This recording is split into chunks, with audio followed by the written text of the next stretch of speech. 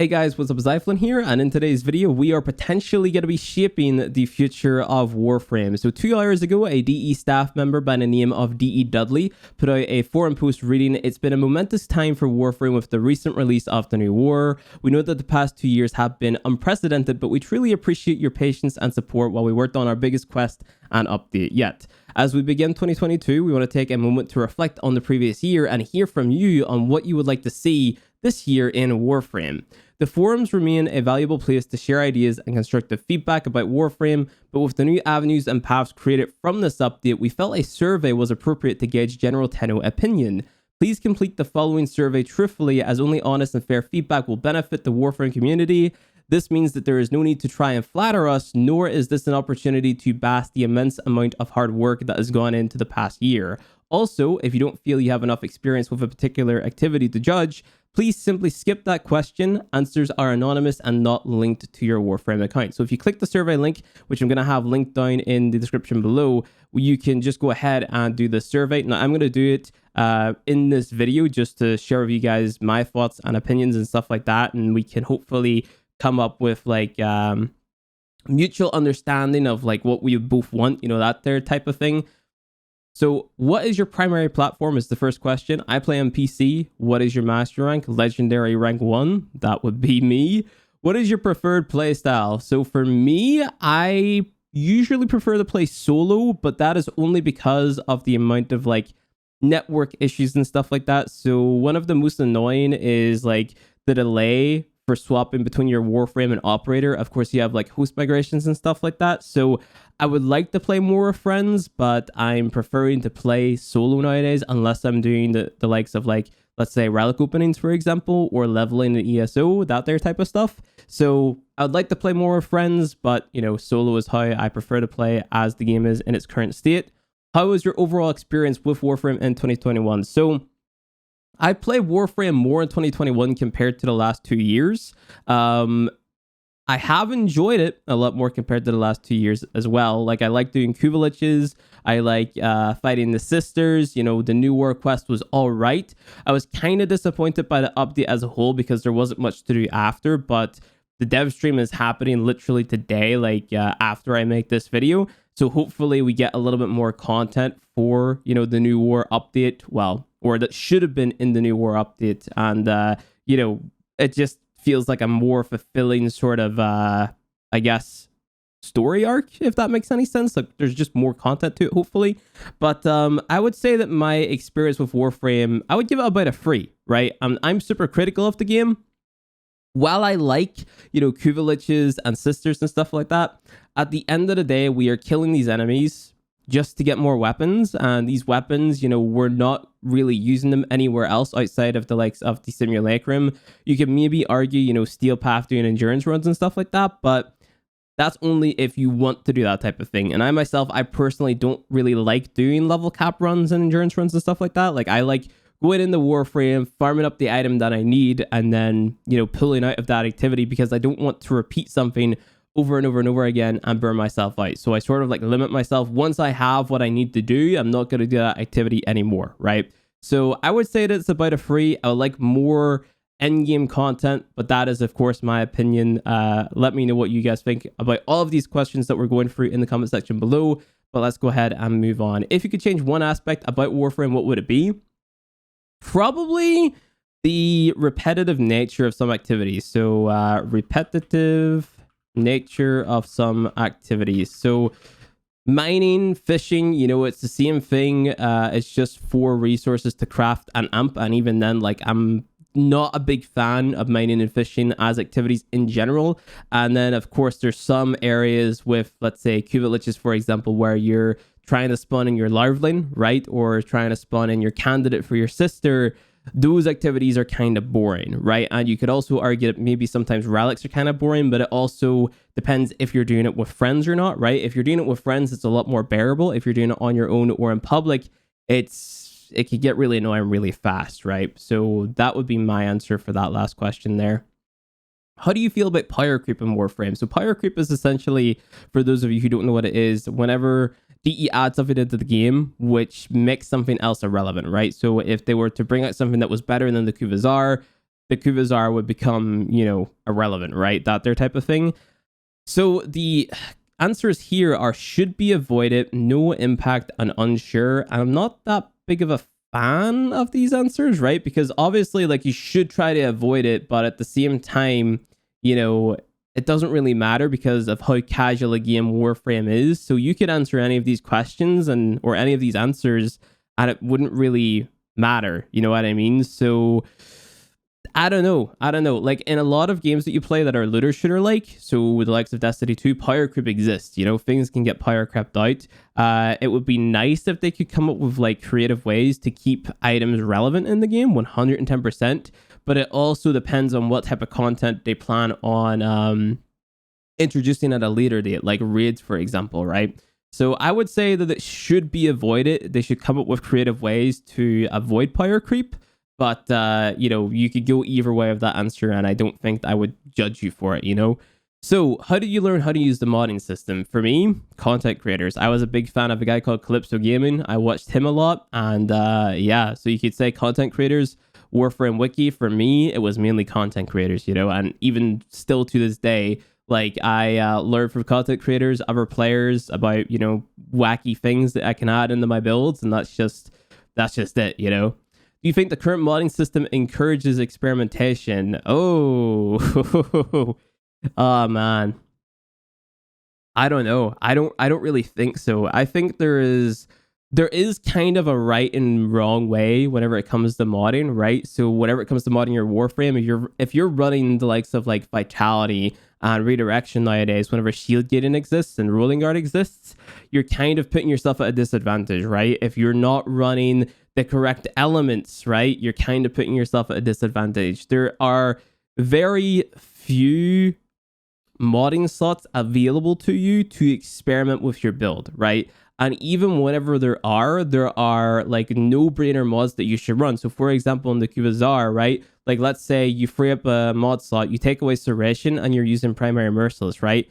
You basically just go for either a fire rate mod or a reload speed mod, right? And that just gives you an even higher DPS increase. And I wouldn't call that experimentation. I would call that a no-brainer. You know what I mean? So I don't know, man. Like, I think the modding system shouldn't be what encourages experimentation, but the different enemy types and different type of content should be what encourages it. So I'm going to lean on the no side, but I'm going to put it at free because you can do whatever you want with the modding system, right? At the end of the day, you can do whatever you want. It's just a matter of, like, I don't know, do you know what you're doing to begin with, you know? There's like a few things that you could swap out. So for example, you could choose, like, in terms of crit, you could choose bladed rounds or hammer shot, right? If you're already using Vital Sense, right?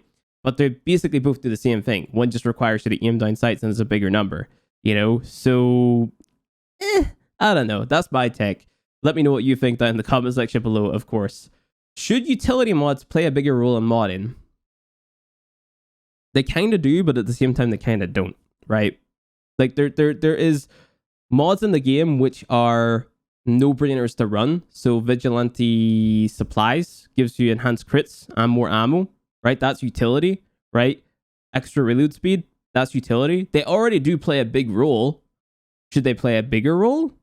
Kind of, but then what do we take away to allow those mods to be equipped, right? We already have Exilus slots, and those Exilus slots are taken up by the likes of Vigilante Supplies. So that and some utility mods cost way too much to be even, like, worthwhile equipping over something different, you know? Like a prime utility mod, for example. Like primed warp magazine or something, right? It costs a lot when you could run more damage over it or something. It just depends on which weapon you're using.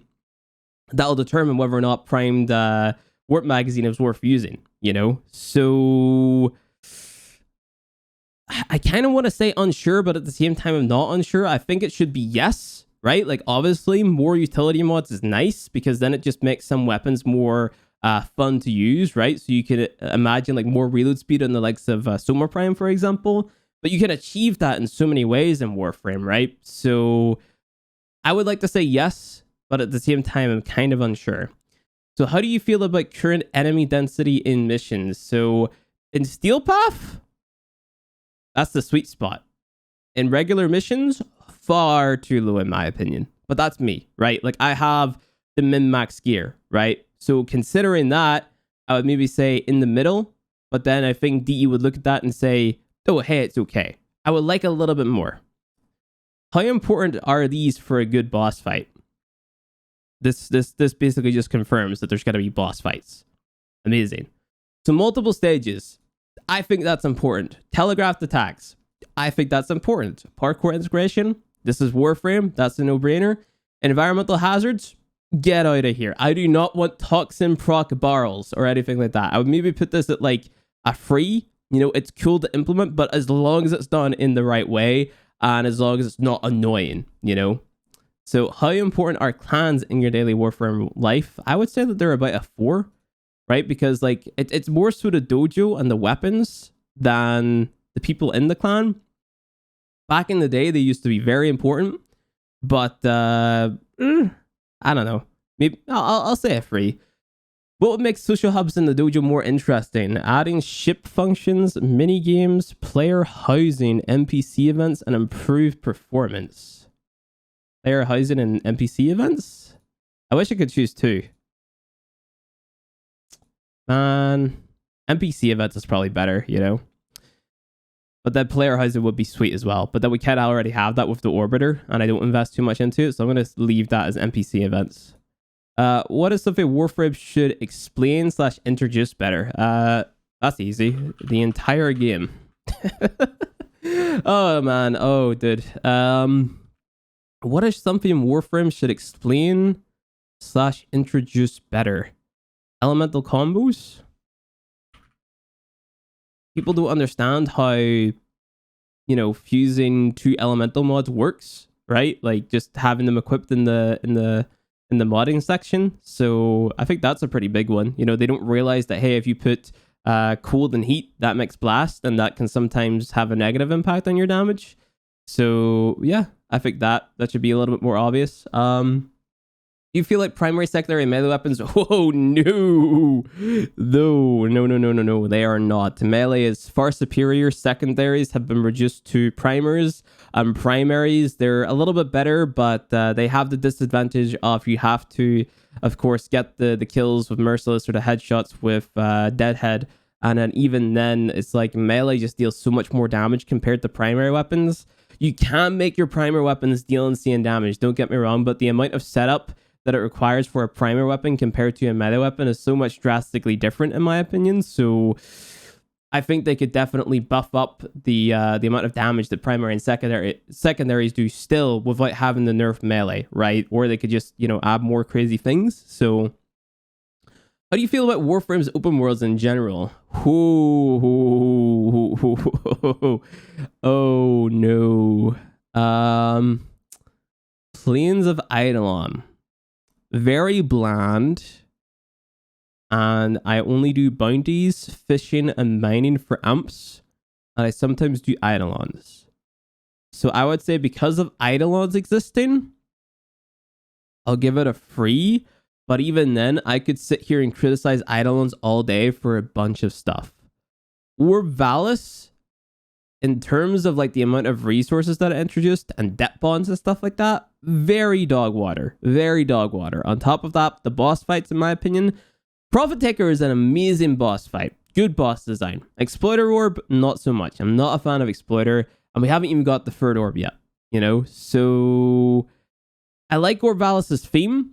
I like the design of it, but I think they majorly messed up in the gameplay, you know? Like I don't know, like the depth bonds holds it back a lot. The hunting, the fact that you have to hunt in Orvalis in a different way compared to the plains in Cambion Drift, that kind of holds it back as well.